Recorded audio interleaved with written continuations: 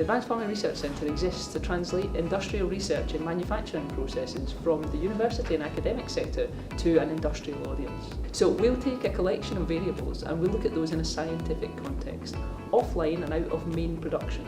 So we can test different temperatures, different speeds, different process variables, and we can then establish what the best way to make something is, so that when it goes to a factory, it's a complete package. Our customers can use those solutions. So recently the First Minister of Scotland's announced the new Lightweight Manufacturing Centre, which will be part of the Advanced Farming Research Centre. That's going to be the first step towards a National Manufacturing Institute for Scotland from the Scottish Government. So Glasgow has a huge and rich industrial heritage. It's a fantastic place for companies to manufacture and design new engineering systems.